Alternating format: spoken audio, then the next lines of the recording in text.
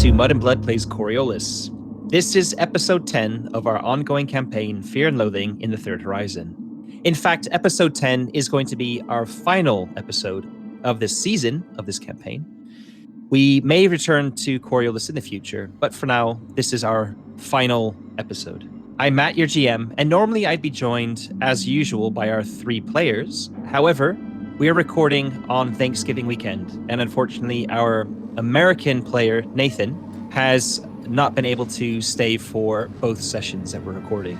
So we killed him. So I heartlessly butchered him in the last session. And we are now left with 2 players for this, our final session. This is Adam Atley here. I play Kalia Al-Rufai, the chemical newshound. And I am Charlotte. I play Luna, and apparently I slap people. Okay, so we had quite a cliffhanger at the end of our last episode. I'm distraught. You guys have made your way to Hormus Station, which is a station that orbits Jibri. Found somebody who could get you to a research base on a nearby moon in orbit around Jibri. And last week made your way to the moon and entered the base. The people at the base who met you were acting a bit off. You were forced to enter with some hidden weapons, which quickly got taken away from you as 12 armed guards cornered you. You let yourselves be taken into a supply room in the middle of the base, and the doors closed behind you, and then 12 guards surrounded you. Then 2 of you were selected, a man and a woman, and that was Samira, your contact, and Xanaphar, Nathan's character. And they were taken to another part of the base where a figure was sitting doing some kind of strange, funky trance thing. They were told that their salvation was at hand. The figure passed its hand over its face. Its face disappeared, and a void, a black void, was left in its place. Samira fell to her knees, and somehow, against all the odds, Nathan, with his 2 dice, rolled 2 6s, which is a success. It's still a partial success, but enough of a success with such random, with such difficult odds that he was able to resist the pull of whatever was calling to him from the void. And because he resisted this salvation, a gun was put to his head, and I ended the last session saying the trigger was pulled. We're gonna jump now back to the other room in the base. You noticed that Xanaphar and Samira were taken away. Of course I did. I'm a journalist. With the camera, I might add as well. So the camera was following Xanaphar, I believe. When the trigger is pulled, you guys wouldn't have heard anything. But did you want to do anything? Did you want to try to overwhelm the 10 remaining armed guards? That doesn't seem advisable. The first thing I do is lean over to Luna. I was like, well, I hope Xanaphar's all right. I'm sure he's going to be fine. They'll be back shortly. And indeed, a short time later, the doors open, and Samira walks into the room. She has a completely expressionless face, and she walks directly past you without looking at you, and goes to stand next to the woman at the other end of the room. Before you have time to say anything or process this, the 2 guards that left come through the door, dragging a body behind them, and you realize that it's the body of Xanaphar. They're dragging him by his feet, his hands spread behind him, and there is a stream of blood coming from his head as they drag him past you. Kalia drops to her knees. No, Xanaphar, you monsters! Where am I going to find a cameraman who works for that cheap?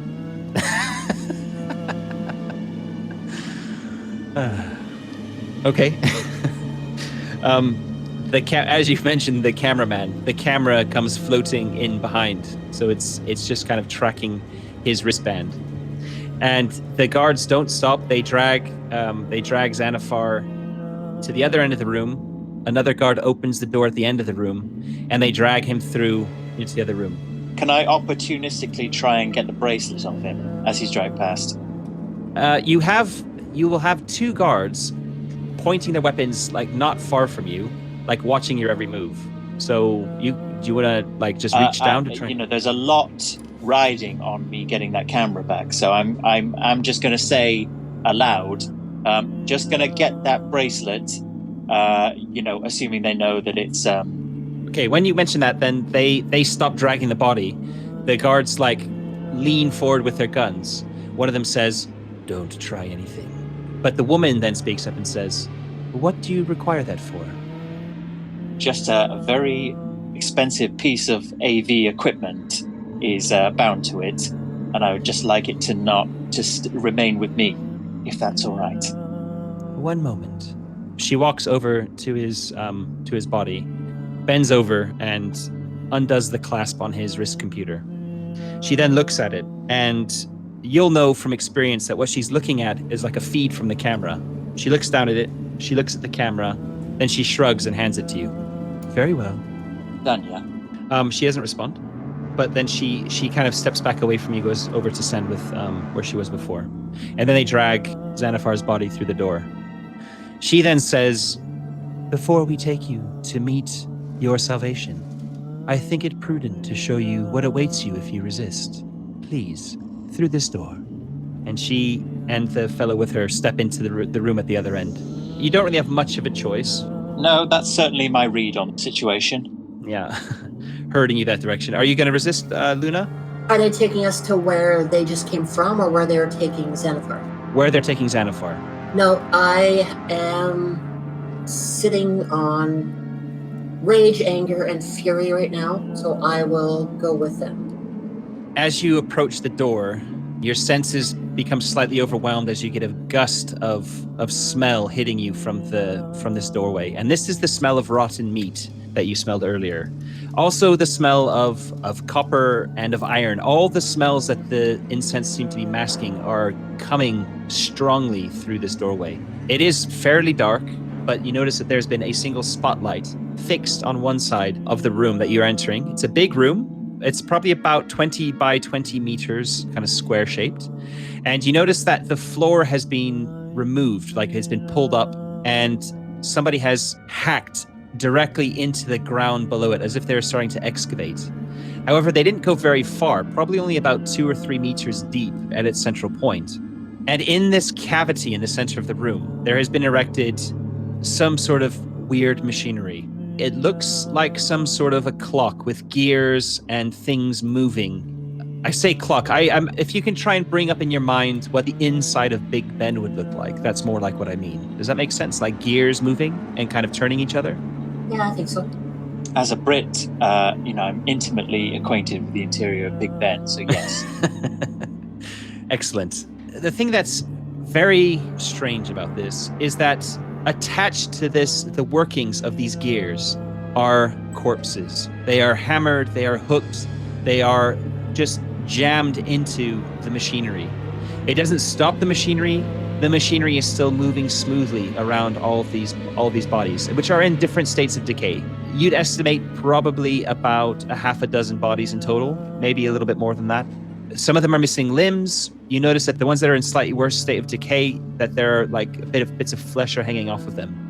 And I'm going to take 2 more darkness points for you witnessing this horrific thing. They take Xanathar's body over to this machinery, and there is space on this machinery to put many more bodies. It's not like it's every inch of it is covered in corpses. And they hoist him up, and you notice that there are little hooks and little kind of catchy bits all over the machinery. And they kind of hook his arms around some of these hooks, and then quite hard jam his torso against something else. And you see his body kind of jerk, and then it just kind of slowly rotates and becomes part of the machine. I feel quite unhappy. Behold the cadaver clock. This is your fate if you resist salvation. They point their weapons at you and kind of gesture to leave this room. How many soldiers do we have in there with us? They're the full 12 now. Bassam has started gibbering slightly under his breath. Poor bloke. Very, very quietly, but his voice is an octave or 2 higher than it was before. So he's not doing so well. You leave the room, I guess. There'll be 4 guards in front of you, walking a few meters ahead of you, facing you with their weapons drawn, and the rest of them will be behind you. Mm-hmm. Do you want to try anything? Do you want to go with them? With the odds not in our favor right now, I'm not sure if it would be the best time to try to do anything. We don't really have much of a choice right now, unless we want to get shot, and not a big fan of that. Okay. Therefore, you are all 3 led back into the corridor and into the second dome. There are 4 guards that go in with you, plus the woman and the man who were in the patrol craft at the beginning. As you enter the second dome, you get the senses of darkness and candles, the smell of incense increasing, etc. You just have time to take it all in as you're entering this room. You see this figure sat cross-legged in front of you, not with a normal face, the face of this gray-haired man. You see these strange bits of machinery and scrap dancing in a circle around him. And then as his singing stops, just as you're stepping into the room, the little pieces of equipment that were dancing fall to the floor. And you notice the 2 guards who are in front of you, they suddenly slump and drop to their knees. Are they unconscious? They've kind of fallen to their knees. They're not like lying down. Are they supplicating themselves? Are they? No, they were walking backwards into the room with their weapons trained on you. And we still have 2 more behind us? Yeah, there'll be 2 more behind you and the 2 others. But you hear more knees hitting the floor. And before you can react, you hear a voice from the man in the middle of the room. Please, wait. Don't do anything hasty. I need your help. I cannot keep the shadow away for long. I step forward. I grab a gun. You grab a gun, Luna. Kalia steps forward. I introduce myself. Kalia al-Rufaili. Perhaps you've heard of me. No. Some fate has brought you here, but it is not a fortuitous one. Listen, I don't have much time, but I need your help. I am an emissary. I do not know if you know what that means, but I am. I'm acutely aware of what that means. Would you consent to an interview? Can I jump in for a second? Yeah, sure. Is that woman who was with us from the beginning in here? Yeah, she's with you, yeah. Okay, I want to break her neck. You break her neck without needing to roll anything. They're all on their knees and they're all slumped, not reacting to anything. We've got a very different approach to problem solving in you. No, you're talking, you're distracting, I am killing everyone else in the room. I am pissed off, I am furious, I am mad. You're on a rage of death and destruction. Yeah, pretty much. Okay. The emissary doesn't stop looking at you, Kalia, as this is happening. I am the faceless one, the icon. We have been made flesh, but when we entered the horizon, not all of us were able to resist the darkness. There is something tearing at me, and I fear it will destroy me if I do not get help. You are my only hope.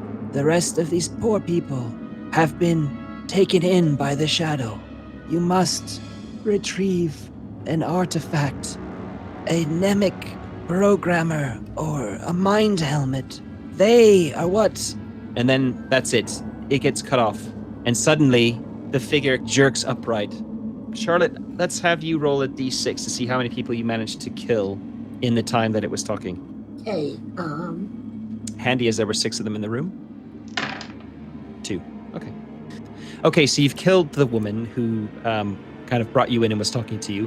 Who's the next person that you would have killed? probably the man that was with us from the start as well. Okay. And breaking his neck as well? Yeah, I would have grabbed a rifle afterwards from someone else, I'm hoping. Yeah. One of the 4 guards is rifleless as you've taken the weapon, and you've broken his neck as well. Okay. And as you're approaching one of the other guards to continue your murderous rampage, Kalia, you notice as the figure jerks back, it throws a hand out, and without doing anything with its hand, its face just melts away, and you're looking into this black void. And not only are you looking into this black void, but something pulses out of it.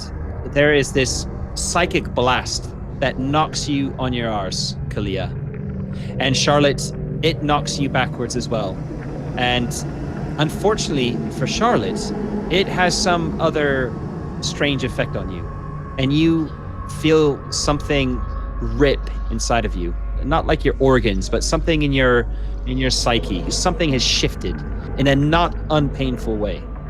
In fact, everybody in the room has been thrown back, and everyone is lying on the ground, slightly stunned. Are the baddies stirring? They're starting to stir, yeah. I'm going to use, from my position on the floor, I'm going to use the wrist bracelet to send the camera flying straight into the side of the emissary's head. Ooh, I like it. I think I'm going to require a wits roll from you to get your wits about you as you've just been thrown back. You've just witnessed something. In fact, you're each going to take 2 points of like stress damage as well for that. Mm-hmm. So with the snapping, am I disoriented or? You can't focus on anything at the moment. You're effectively stunned. Okay. Okay. So if you can roll me a straight up wits roll, please, Kalia. That's you've got 4 dice for that. Oh, no successes. Okay. Do you want to push that roll at all? This is you trying to get your wits back about you. I would. I feel like the stakes are high. By the way, I would have spent darkness points to unleash that psychic blast. I would have used 3 of them. So that would have taken me, I had 11. That was the first big spend of darkness points I've had. That means I'm down to 8. You're re-rolling, you're pushing, which brings me back up then to 9. So go ahead and re-roll. Okay, I have pushed for 1 success. Okay. Partial success. That means you managed to do it, but I'm going to cause you to hurt yourself in the process. Okay? So I'm going to give you 1 hit point of damage. What a clumsy twat I am. But you managed to bring the wrist computer up and quickly flick like where it's meant to go. Laugh this off, you no-face nonce. Okay. I'm glad I'm stunned right now. The camera goes careening into the emissary. It hits with a solid thunk and knocks the emissary over onto its side. The void face instantly flashes away. You notice that the head of the emissary hits the ground quite hard. And as that happens, the rest of the people who are starting to stir and grab their weapons, they just relax and kind of fall to the floor. I want to get a gun. Okay, you go and grab a gun. While you're getting up and grabbing a gun, the stun effect, Charlotte, for Luna will last a little bit longer. What do you do after you pick up the gun, Kalia?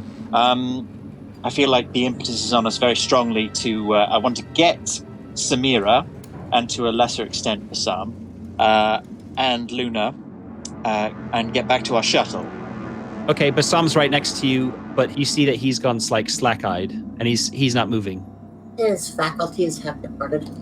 I give him a good hard slap. You slap him, but nothing happens. Well, I'm not going to expend a huge amount of effort trying to get him to come back to, not Earth, but this moon.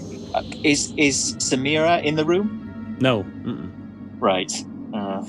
We don't have a lot of time, I discern, to... Is the emissary stirring after this blow? Not at the moment. I'm going to say to Luna, Luna, are you well, girl? We'll say you're coming out of your stunned state, Luna, after Kalia takes a look and tries to wake up Bassam unsuccessfully. You're snapping out of your stunned state. There's something weird. You can't really put your finger on it, but it feels like there might be something riding along with your psyche, if that makes sense. There's something different about you. Does it affect my personality in any way? Nope, you still feel mad with murderous rage. Is it going to affect your ability to run in any way? Who knows? But I'm going to tell you to shoot the emissary. Weakly, because, just being stunned, but my meaning and intention will be clear. You know what? You're right. I'm going... can I have grabbed up my own accelerator pistol? You don't have it? Yeah, but can I have got it back? You can take the time and try and find which of the guards... Oh, I don't want to do that. I just want a weapon. Okay. You have a Vulcan carbine. Both of you do. Okay. Nice. Okay. Look, I don't...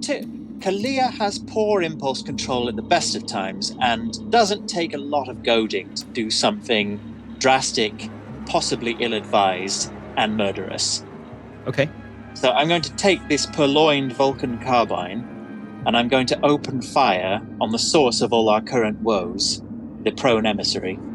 In a very anticlimactic matter, the Vulcan rounds with their explosive heads pulverize the body of the emissary lying there defenseless on the ground. I don't find that anticlimactic. And there is basically little sprinkles of gore flying around the room as you unload on this on the emissary. Okay, so the emissary is clearly dead. Right, want to get the hell out of here. I don't want to turn the gun necessarily on the assemblage, but I'm aware that with the emissary dead, they are liable to they're liable to leave his influence and have a lot of questions. And I ask questions, I don't answer them. So I say to Luna, look, we're just going to have to give up our... I don't really want to leave Samira. I say to Luna, I think we should find Samira and leave immediately. I agree. So I'll start to get up and go position myself beside the door before we open it. Okay, so we're still in the clock room, right? No, you're in the second small dome room where the emissary was sat. Right. Okay. You last saw Samira in the room with the cadaver clock. Right. So I'm going to head back into the disgusting corpse machine room. On the other side of the door, the room that you were just in, you notice there are 2 guards lying on the floor. They're not stirring at all. They're just lying there. Can I see Samira? Nope. Right. You'd have to go down the corridor and through the supply room to get to the room that had the cadaver clock in it. Okay. Are we going to go through those rooms anyway? No. If you just go the corridor that you just come out of, if you were to go straight ahead, the airlock is straight ahead on the right-hand side. Mm-hmm. About half of the way down this corridor before you get to the airlock, there's a door to your left which takes you into the supply room. Right. So it's kind of, you kind of have to just make your way down this corridor and then take a detour to go back to that room. Okay. A morbid thought occurs to Kalia, and I want to check one of the guards for life signs. Yep. There's a pulse. Okay. I'm rapidly losing heart in the search for Samira, who at any rate seem to have fallen victim to the malady that these people have. It's unclear to me what we would be able to do for her if there was any trauma to be addressed. I feel like at this point I want me and Luna to just make a dash for it. And I say that very rapidly to Luna. I don't know what to say. I agree with Kalia and start to move down the hall towards the airlock, knowing that there's a good chance that Samira is not coming out of it because nobody else is. And even if she did, what kind of effect would that thing have had on her? We are failing in our duty of care, but I think that ship sailed a while ago. Self-preservation in the end. Let's go. Okay. You make it to the end of the corridor. You're just hitting the door to the airlock when you hear a door behind you from the way you came slide open, and you hear Samira's voice, faint. Wait. And she half stumbles, half falls out of the supply room door, clutching her head. I was like, oh great, we were looking everywhere for you. Let's get out of here. My head, what happened? Yes, lots to explain, and not ample circumstances in which to do it. Let's head back to the ship. Where's Xanathar? Xanathar's gone on ahead. We'll join him soon. Come on. She nods weakly, and she's able to walk with help. Yep. You exit the airlock.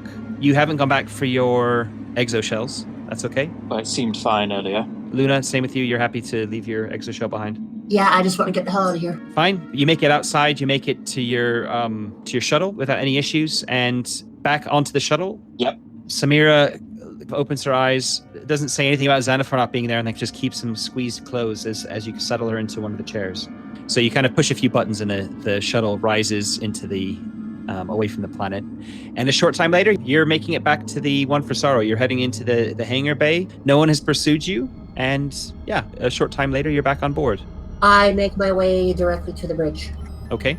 And when I'm there, I tell Jill to target the facility and fire all weapons. Okay. I guess, Kalia, if she's heading straight there, you're probably going to be a little bit slower while you're escorting Samira, right? Yeah, I'd certainly have something to say about it if I was present right there. It takes 5 minutes to walk at the normal clip between the hangar and the bridge. Charlotte would have covered that in about, 3 to 4 minutes, going at a quick pace. Luna's doing some fun opportunity murders then. Just a funeral pyre for Xanathar. Yep, Kalia, you and Samira are probably just entering the big stasis bay when Luna gives the order to launch the torpedoes. Kimada! You won't be aware it's happening. Oh, I retract that, Kimada. It's such a big ship, they launch without any sound or alarm or anything like that, especially if you're not in the same room with them.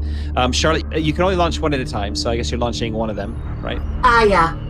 Whichever one will I'm assuming that there's got to be some kind of fuel storage tanks that we can have Jill pinpoint, shoot our, what were they, the accelerator barrage or whatever it was? Whichever will make it blow up. I think launching a torpedo is probably your best bet because it has an explosive head on it, a normal torpedo. Right, we have one of those left, right? We have one standard torpedo and you have 2 ion torpedoes, which also have an explosive round on them. But let's do one at a time. You launch the first torpedo. I guess you just launch it directly at the bulk of the base. Is that right? Yeah, let's say that. Okay. You watch with the sensor display zooming in on it so you can keep an eye on what's happening. You don't see any figures leaving the base or anything. The other ships that were there when you left are still there on the ground. And the torpedo streaks down and it hits the main dome that had the airlock in it. And there's a big puff of explosion as it goes off. Remember, there's atmosphere on this planet, so there's plenty of space for fire to catch on and everything. You can still see the second dome is still more or less standing, but there's been a lot of damage as the smoke clears to the main dome. What do you want to do? Would it be safe to say that enough fuel lines in there would catch fire and eventually destroy the whole place? There is a fire. You can see fires burning down there. And it would have taken out the contraption that Xanathar was attached onto? Yeah, that was right in the middle of the base, in the middle of the main dome, and that's right where the thing hit. Yeah, same with the other one there where the emissary was? No, that's in the second dome that was off to the left of the main one. You can still see that. It has been slightly damaged from the main blast. I'm gonna fire another shot just to make sure that that's cleared off, taken care of. Okay, one of your torpedoes. Yeah, probably the ion one or whatever. Okay, so you fire the ion torpedo, one of the ion torpedoes. You're on a real tear tonight. That takes a few minutes to load, so we can say by this time, just before you can launch the second torpedo, Kalia enters the room with Samira. I will probably take Samira somewhere else, somewhere other than the bridge. Oh, okay. I'll take her to my officer's suite, as it were. I'll pour a very stiff drink for her. Okay, you do that. Does she take it? She kind of puts her hand around it, but she's keeping her eyes closed, and she doesn't really pick it up. Okay. I say to her, what happened down there? It seemed like everyone was subject to some sort of psychic event. Did you feel like you were plugged into anything? Did anybody try to brainwash you? I don't remember. My head, it hurts. We went to the base. We were surrounded by guards. We were taken, myself and Xanathar were taken away from you. And then it all goes black. I can't, just trying to think about it makes my head hurt. That's the last thing you recall? Yes, what happened? Xanathar didn't make it. Oh no.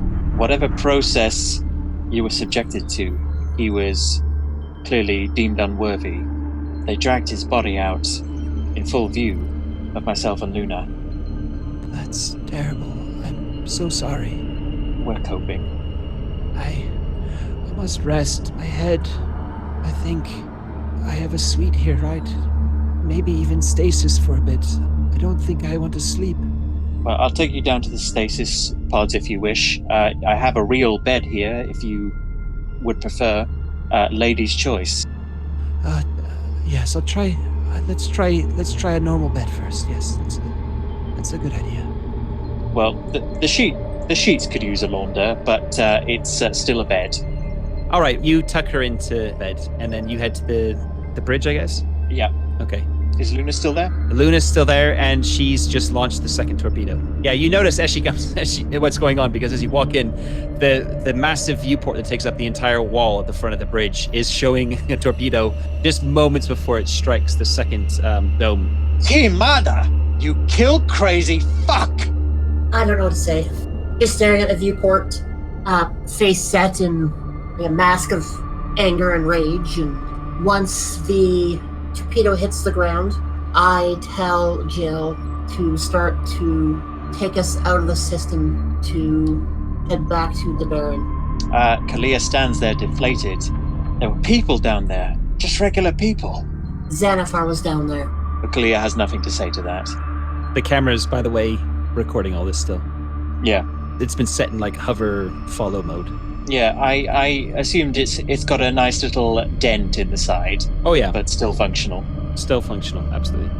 So, Luna, you plug in the coordinates to head back to the portals. Yeah, this would be like a few days downtime now for us to get to the translation point, wouldn't it? Yeah, it's like a week and a half, actually. can you just refresh me on what the emissary said when it was in its fugue? When it came into the horizon, it was partially taken over by darkness, is what it said. Okay. And it told you to help it to recover an artifact. What was the artifact? It mentioned a mnemic programmer or a mind helmet. But instead, you killed the icon, one of the gods of this setting, instead. Big day. Yeah, I guess since we have some downtime, we would have plenty of chance to discuss our actions and what we should do and how we would progress. Because essentially, we've just been given a quest from a god. before killing the god, yeah. Wasn't me. What do you mean it wasn't you? You told me to do it. I did not pull the trigger. Of all the phony baloney Christopher Nolan cop-outs.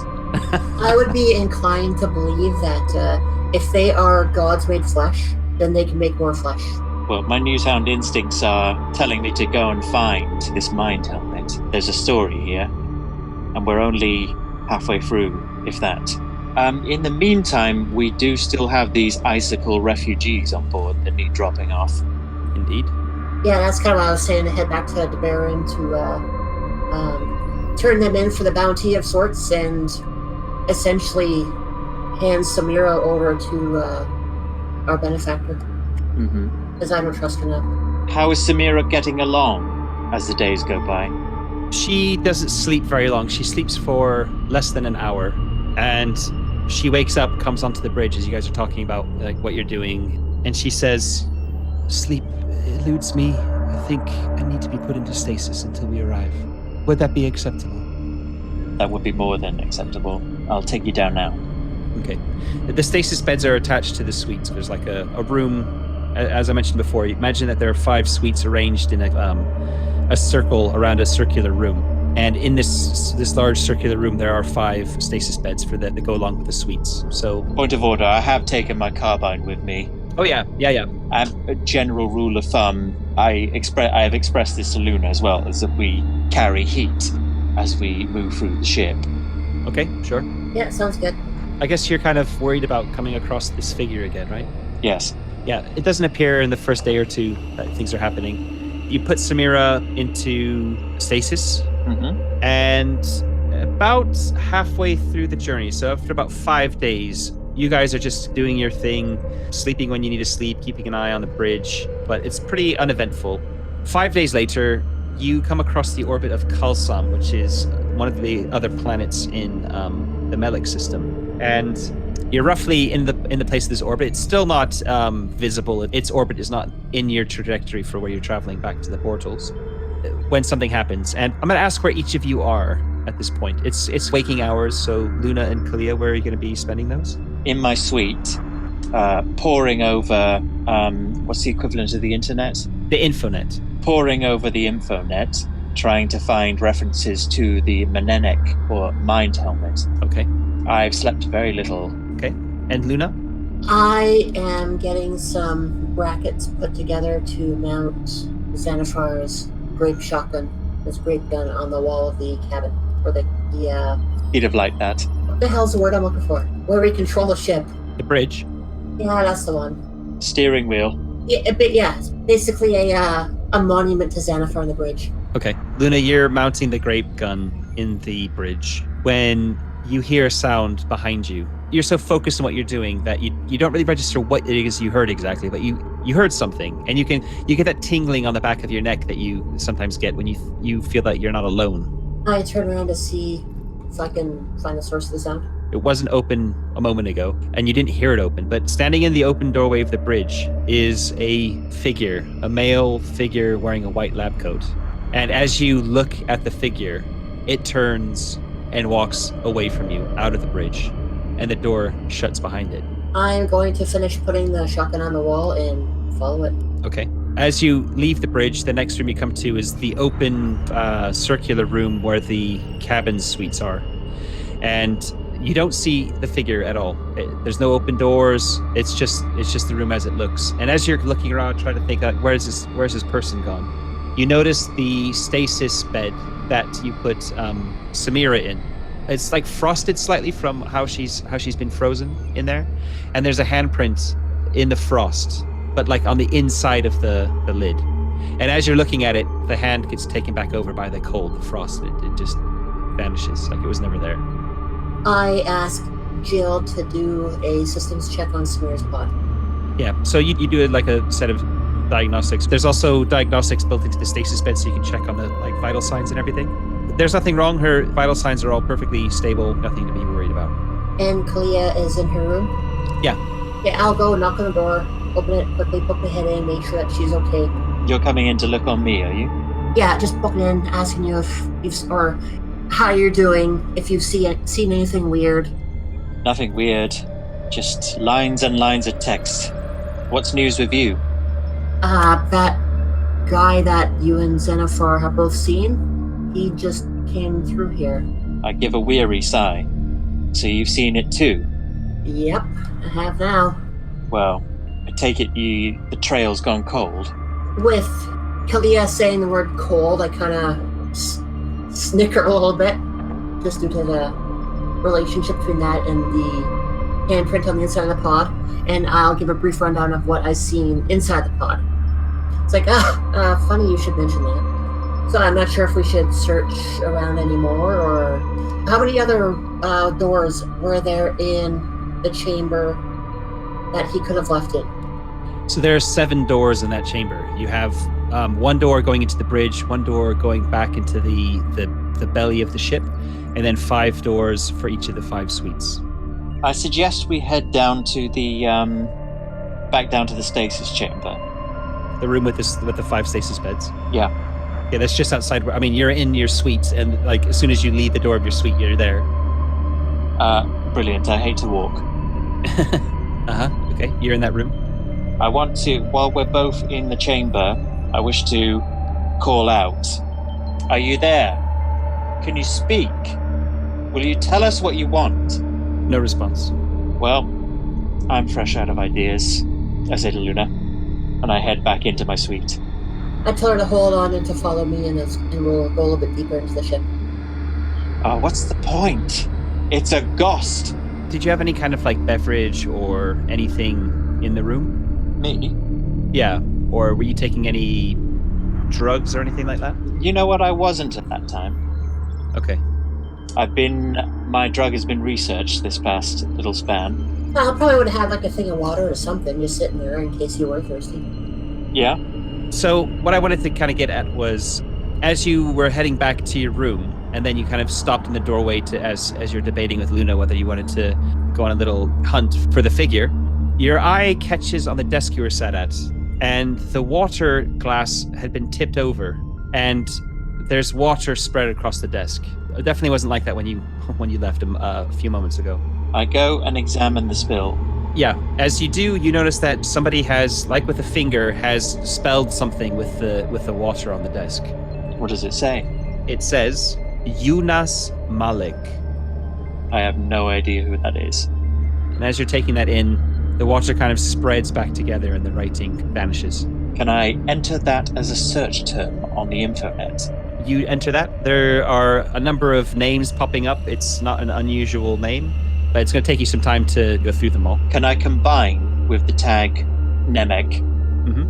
Nothing comes back. No results. I broke Google. I head back into my research hole, determined to get to the bottom of this mysterious name. Okay. It's going to take you some time. The name's not uncommon. And Luna, what do you want to be doing for the rest of this journey if nothing else happens? If Kalia goes back into her room and doesn't really have any interest in chasing this thing down, I'll probably leave it as it is for now. There's a chance it'll pop up again, and just head back to the bridge and sit and watch and wait and do something. Okay, you do that, and we're going to timey-wimey, wibbly-wobbly. We get you to the portals at Melik. And you guys need to go into stasis to pass through the portals to go to Dabaran. You happy to do that? Yeah. Yep. I mean, that brings us full circle. Okay, you enter into stasis, and a few days later you come out of stasis in the Dabaran system. And it takes you a few days to travel from the portal station in the Dabaran system to the planet of Dabaran, which is mainly a desert planet, but has a lot of life on it, regardless. This is home to some of the oldest first-come peoples in the Third Horizon, and This is where Ion comes from. So he's made aware when you enter the system that you're coming, and he arranges to meet you at his residence. And we need to bring this session to a close. In fact, we need to bring this season to a close. So you go planetside with Samira, who hasn't said much since coming out of stasis. Even when you meet Ion, she remains quiet. As for Ion, he's thrilled with the story you tell him and can't wait to go over your footage. He also tells you that he'll deduct Burr from your debt after watching. You then make your way to the main spaceport and speak with some people there about the refugees you still have in stasis aboard the One for Sorrow. They are aware of the situation and they're happy to transfer the money across once they're collected. They confirm that they'll send a ship to the One for Sorrow to collect the refugees and then bring them to the refugee camp here at Dabaran, which is situated a little bit outside of the town. A short time later, you get a payment of 75,000 Burr for those refugees, and Ion informs you that he is writing off 50,000 Burr from your debt as payment for the excellent footage. Sweet swoop. Absolute chicken feed, but whatever. So you're left with a debt of just over 1.3 million Burr. Yay us. And we're going to end the season with you having sorted out all the financials to pay off the debt that you owed for the month that you were away. On the planet of Dabaran, waiting to see what happens next. Maybe Ion will have another mission for you to do for him. Maybe you want to pick up where you left off with the emissary on Mukifa. That's for the next season to decide, if we return to Coriolis again. Thank you very much for listening. This is season 1 of Fear and Loathing in the Third Horizon, coming to an end. Can I just say thank you very much to my co-players. Thank you to Matt, our GM, and thank you to everyone who's been very nice on social media. Let us know if you want us to return. Indeed. Yeah, I agree with everything that Adam just said. It's been fun. It's been interesting to try and get 4 people in 4 different time zones over 2 continents together to make this happen, but it's been enjoyable, and I would love to come back for a second season. Only the icons know what the future holds. And on that note, we're going to bring this to a close. Thanks for listening to Mud and Blood Plays Coriolis. Our players can be found on Twitter. Adam is playing Kalia and has the handle Adam Attley, Attley. Charlotte is playing Luna and has the handle Foxfire22. That's fire spelled Fyre. Nathan is playing Xanaphar and has the handle Script and Verse. Our intro and outro music is the track Valraven by Danish musician Danheim. Ambient music is from the Annie Award-winning Tabletop Audio.